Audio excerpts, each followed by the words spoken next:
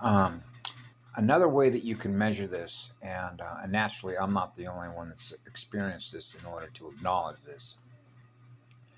Terrence McKenna did. Okay, I watched a video this morning where a gentleman talked about language, the English language, and how that language relates to the time-space continuum of the spoken word versus being telepathic, if you will. Silent running. And how the Tower of Babel and language itself relates to DNA and fire letters and frequencies of a radio set, or if you will, DNA that's been corrupted because the codes don't properly fire what the consciousness is experiencing by virtue of the codes. It's represented by the math and the fire letters in the original language of the founder races, right? And of course, this applies into the academic community, but more importantly, particularly as this relates to Atlantis. But what I realized and acknowledged as a child, okay, when you're not imposing your will on another unit of energy or another unit of consciousness, okay, so you have your own free will, which means what you're aware of an energy, which is yourself, your identity. You realize that you have units of consciousness as a formation of consciousness. Let's say a university, a department, like say MIT. They have a, if you will, information sciences department, related to computer sciences, holographic computer sciences, right?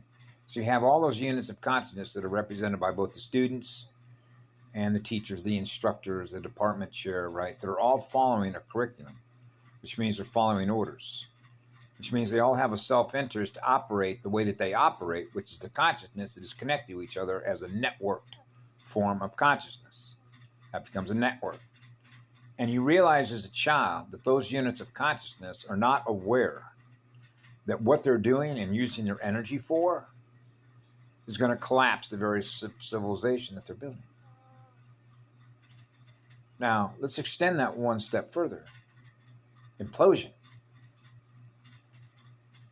Imagine if you're a 4-year-old little kid and you go up into a major university like Caltech and you speak to the president of that university or the chair of like Caltech, and one of their physics department said, I'm a 4-year-old little kid. By the way, I thought it was incumbent upon me as a guardian to let you know that what you use your energy to do every day, are you wanting to implode your own state of consciousness? Now you can imagine some guy who's got all these certificates on the wall, a Nobel Prize, and some 4-year-old little kid comes in there and tells him,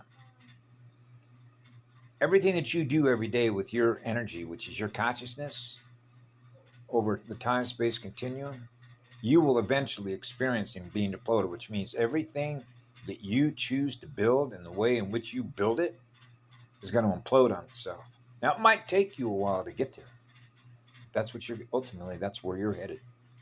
Now, you may not realize this day to day as you wake up in the morning, have your coffee, right? What we used to call milk toast, right? You go to that university every day, sitting in your nice room with all your books on your shelves, right? You got the phone there, you got a secretary, you're the chair of the department at MIT or Caltech, right?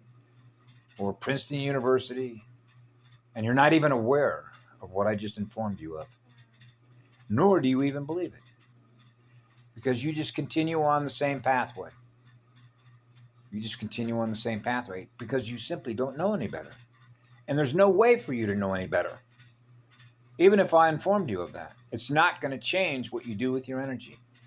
Now imagine that you're 4 years of age and you tell that to some professor with a Nobel Prize. Death.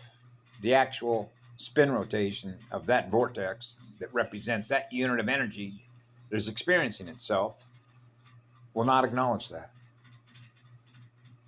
Right? Even if you informed them of that. Is it going to change their behavior, their behavioral algorithms, the sound and light burn patterns of what it is that they do with their consciousness? No, it's not. Because we don't impose our will on them. But we already know what's going to happen. So now we're back to my father saying, Where did you learn these things? You haven't even gone to school yet. That's the point.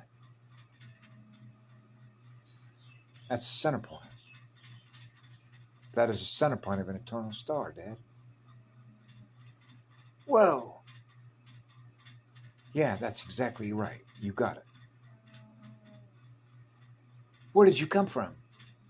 I'm an eternal star. Eternal spirit of fire. That's what I'm communicating to you. Are you willing to listen?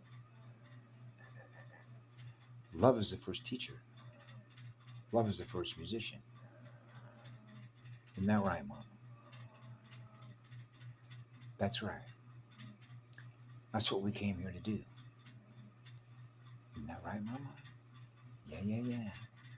That's what a guardian is. We're looking out for you. Take care of yourselves. Be good to yourselves.